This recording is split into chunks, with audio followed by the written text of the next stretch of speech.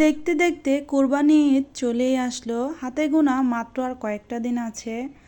তো কোরবানি ঈদকে ঘিরে ঈদের প্রস্তুতি কিন্তু আজকে থেকে শুরু করে দিলাম। হ্যালো এভরিওয়ান, আসসালামু আলাইকুম। আপনারা সবাই কেমন আছেন? আশা করি সবাই সুস্থ আছেন, ভালো আছেন। আল্লাহর অশেষ রহমতে আমরাও ভালো আছি, আলহামদুলিল্লাহ। যে প্রিয় প্রিয় আপু ও ভাইয়ারা দেশ এবং দেশের বাইরে থেকে আমার ভিডিওটা দেখা শুরু করেছেন, প্লিজ একটা লাইক দিয়ে পুরোটা ভিডিও কন্টিনিউ করবেন। আর যারাই আজকেই প্রথম আমার চ্যানেলে নতুন ভিজিট করেছেন, আমার চ্যানেলের ভিডিওগুলো যদি আপনাদের ভালো লেগে থাকে তাহলে চ্যানেলটাকে সাবস্ক্রাইব করে চ্যানেলের পাশেই থেকে যেতে পারেন। সকালবেলা নাস্তা তৈরি দিয়েই ব্লগটা শুরু করছি।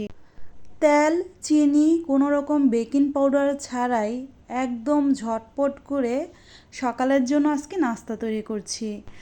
গতকাল দুপুর দিকে কয়েকটা ভর্তা বানিয়েছিলাম, তো ভর্তা দিয়ে আজকে এই নাস্তাটা করব, এজন্য নাস্তাটা বানিয়ে নিচ্ছি। এই নাস্তাটার মধ্যে আমি চালের গুঁড়ি আর লবণ দিয়ে একটা ব্যাটার তৈরি করে কিছুক্ষণ রেস্টে রেখে দিয়েছিলাম। এই তো দেখেন অসংখ্য জালিদার হয়েছে পিঠাটা, আর পিঠাটার পেছনেও দেখেন কত সুন্দর একটা কালার এসেছে। খুব সুন্দর হয়েছে পিঠাটা। আর এরকম করে প্রত্যেকটা এরকম জালিদার পিঠা বানিয়ে নিব, এরপর আমরা সকালের নাস্তাটা করে নিব। তো যেটা বলতেছিলাম, ঈদের প্রস্তুতি। ঈদ তো চলেই আসলো, আমার আপুরা কিন্তু অনেক দিন আগে থেকে ঈদের প্রস্তুতি শুরু করে দিয়েছে। আমার প্রিয় প্রিয় আপুরা ঈদের বিভিন্ন ধরনের কাজ, ঘর গোছানো, ঘর পরিষ্কার করা, সব কিছুই নিয়েই আমার আপুরা ব্যস্ত। আমিও কিন্তু তার ব্যতিক্রম নয়। জানেন তো আপুরা, আমি কিন্তু অলরেডি ঘর দুয়ার ঝেড়ে গুছিয়ে রান্নাঘরও ক্লিন করে পরিষ্কার করে ফেলেছি।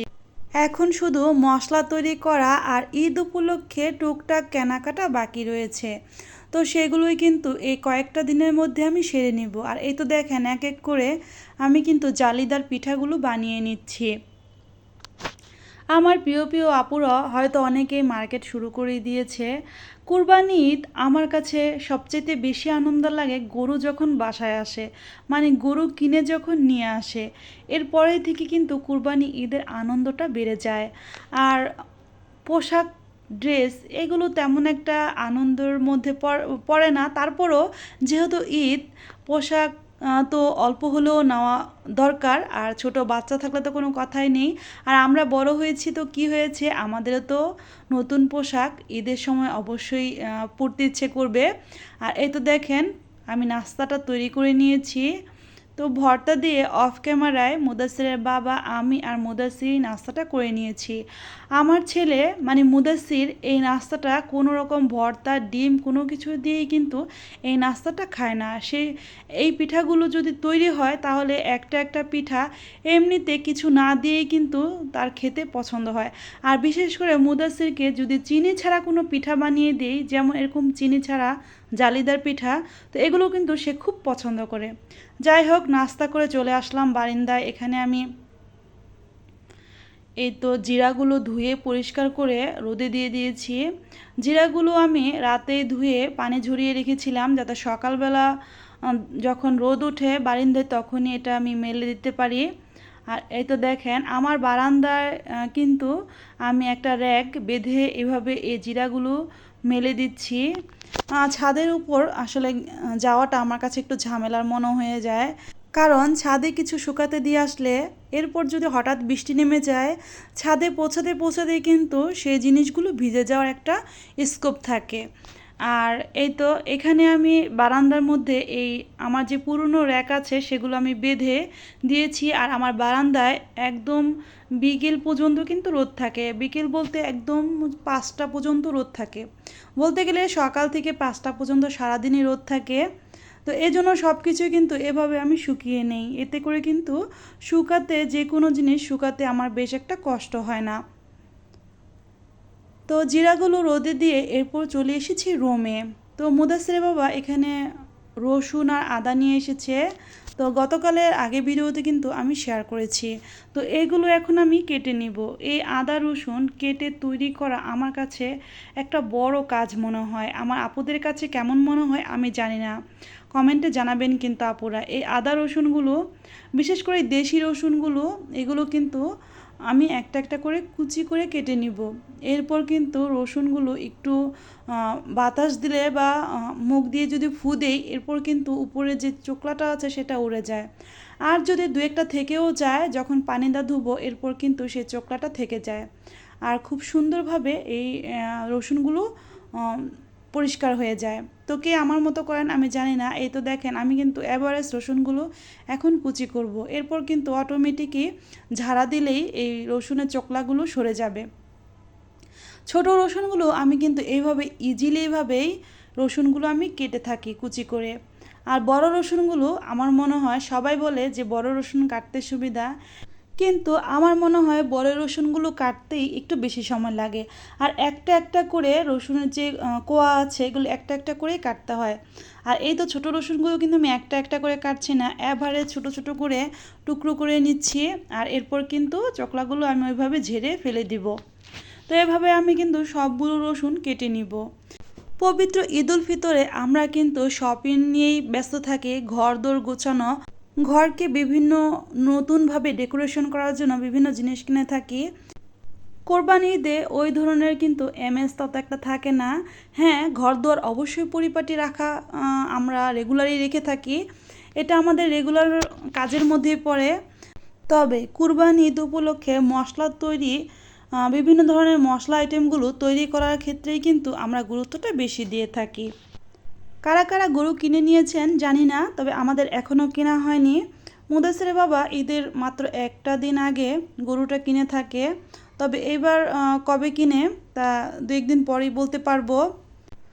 আজকে মশলা তৈরি কাজ টাজ করে একটু কিন্তু বাহিরেও বের হব, তো ভাবছি যে কাজগুলো একটু তাড়াতাড়ি সেরে নিব। তো ভিডিওর এই পর্যায়ে এসে আমার প্রিয় প্রিয় আপুদের কাছে আমার সেই প্রতিদিনকার একটাই কথা, আমার কথায় ও কাজে যদি কোনো ভুল ত্রুটি হয়ে থাকে প্লিজ ক্ষমা সুন্দর দৃষ্টিতে দেখবেন। আমি কিন্তু অনেক সময় অনেক কথা একটু ভুল করে বলে থাকি বা অনেক সময় ভুল হয়ে যায়, তো আপনারা কিন্তু ক্ষমা করবেন, কারণ আমি মানুষ, আমি কিন্তু ভুলের ঊর্ধ্বে নই। আর এই তো আমি কিন্তু রসুনগুলো কেটে নিচ্ছি। একটা মজার কথা আপনাদের সাথে শেয়ার করি।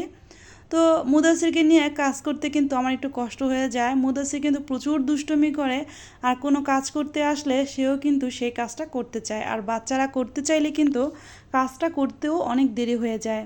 সেই জন্য খালাকে বলেছি, তো খালা কিন্তু রেগুলার ঘরে টুকটাক কাজ করে দিয়ে যায়।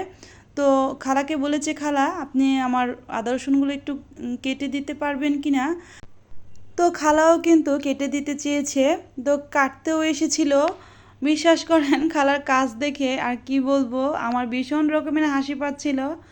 আমি যেখানে 1 মিনিটে মানে 1-2 মিনিটে 3-4টা রসুন কেটে ফেলি, সেক্ষেত্রে খালাকে দেখলাম যে খালা প্রতি 5 মিনিট বা একটা রসুন কাটতে তার 6-7 মিনিটও সময় লেগে যাচ্ছে। আসলে উনি একটু বয়স্ক, এজন্য হয়তো ওনার একটু সময় বেশি লাগছে। অনেকেরই এমন হয়, কিন্তু এই জন্য আমি খালাকে বললাম, খালা তুমি অন্য কাজ করো, এটা আমিই করি, আসলে এই কাজটা আমার করতেই ভালো লাগে। আসলে খালাকে দিয়ে কাজ করাতে চেয়েছি সময় বাঁচানোর জন্য, কিন্তু খালা দেখি আমার সময় আরও বেশি ব্যয় করতেছিল, তো এই জন্য নিজের কাজ নিজেই করে নিলাম। এই তো দেখেন রসুনগুলো কিন্তু এক এক করে সব আমি কেটে নিয়েছি। আর এখন রসুনের যে উপরে যে খোসার অংশটা আছে, তো সেটা আমি পরিষ্কার করে নিচ্ছি। তো পরিষ্কার করে এরপর কিন্তু আমি রেখে দিয়েছি। এরপর আদাগুলো কেটে নিয়েছি। তো দেখেন, যেহেতু ব্লেন্ডারে পেস্ট করব, এক্ষেত্রে কিন্তু একটু বড় রেখেছি, অত ছোট করিনি। আর এভাবে দিলেই কিন্তু একদম খুব স্মুথলি পেস্ট হয়ে যায়। আর আমি কিন্তু এগুলো কেটে একদিন ফ্রিজে রেখে দিয়েছিলাম, তারপর পরের দিন সেগুলো আমি ব্লেন্ড করেছি, তো সেটাও আপনাদের সাথে শেয়ার করব। তো ফ্রিজে রাখলে কিন্তু পরের দিন এটা খুব সুন্দর ব্লেন্ড হয়ে যায়। আর এই তো দেখেন ফ্রিজে রেখেছিলাম, ফ্রিজ থেকে নামিয়ে একদম নর্মাল টেম্পারেচার করে নিয়েছি। ফ্রিজ থেকে রসুনটা নামিয়ে এভাবে যদি নর্মাল টেম্পারেচারে এনে ব্লেন্ড করা হয়, রসুন বলেন আর আদা বলেন ব্লেন্ড করা হয়, এরপর কিন্তু আর এক্সট্রা কোনো পানি দিতে হয় না। এমনিতেও আমার ব্লেন্ডারে কোনো পানি দিতে হয় না। আর এভাবে যদি আমি ব্লেন্ড করি, পেস্টটা খুব সুন্দর হয় আর খুব স্মুথ হয়। আর এই তো এখন কিন্তু রসুন আর আদাগুলো আমি এক এক করে সব ব্লেন্ড করে নিব। এই তো আদা আর রসুন সবসময় কিন্তু আমি একসাথে ব্লেন্ড করি, তবে এবার আমি একটু আলাদা আলাদা করে ব্লেন্ড করছি। এর কারণ হলো আদা আর রসুন আলাদা করে রাখার ফলে যেই তরকারিতে রসুনটা একটু বেশি লাগে সেই তরকারিতে কিন্তু একটু এক্সট্রা রসুন দিয়ে দেওয়া যায়, আর যে তরকারিতে আদাটা একটু বেশি লাগে সেই তরকারিতে আদাটা একটু বেশি করে দেওয়া যায়। আর এতে করে কিন্তু তরকারির স্বাদও অনেক বেড়ে যায়। আর এই তো দেখেন আমি কিন্তু রসুনের পেস্ট করার জন্য রসুনগুলো সব দিয়ে দিচ্ছি, যেহেতু অর্ধেকটা হয়ে গেছে বাকি অর্ধেকও এখানে আমি ব্লেন্ড করে নিচ্ছি। আমার যে পরিমাণ আমি আদা রসুন কেটেছি তার অর্ধেক পরিমাণ আমার আছে, তো এই জন্য কিন্তু একটু কমিয়ে আদা রসুন পেস্ট করেছি, মানে ব্লেন্ড করা আছে। রেগুলার যে আমরা মানে ব্যবহার করি সেজন্য পেস্ট করে রেখেছি, আর এটা তো ঈদ উপলক্ষে করলাম। আর এই তো দেখেন রসুনগুলো খুব সুন্দর কিন্তু পেস্ট হয়েছে। আমার প্রিয় প্রিয় আপুরা কিন্তু অনেকে দেখলাম আদা রসুন পেস্ট করে নিয়েছে, অনেকে মশলা তৈরি করে নিয়েছে। তো আমি কিন্তু আদা রসুনগুলোই আগে পেস্ট করে নিলাম। জিরা আর গরম মশলার পেস্ট অলরেডি আমার 2 বক্স আছে, এই জন্য সেটা কয়েকদিন পর করব। এর জন্য জিরাগুলো কিন্তু রোদে দিয়েছি, শুকালে কিন্তু ভেজে গুঁড়ো করব। আর এই তো এখন কিন্তু আদাগুলো আমি পেস্ট করে নিচ্ছি। তো আজকে আমার মশলা তৈরির কাজগুলো কিন্তু আপনাদের সাথে শেয়ার করছি। আশা করি পুরোটা ব্লগ আপনাদের খুব ভালো লাগবে।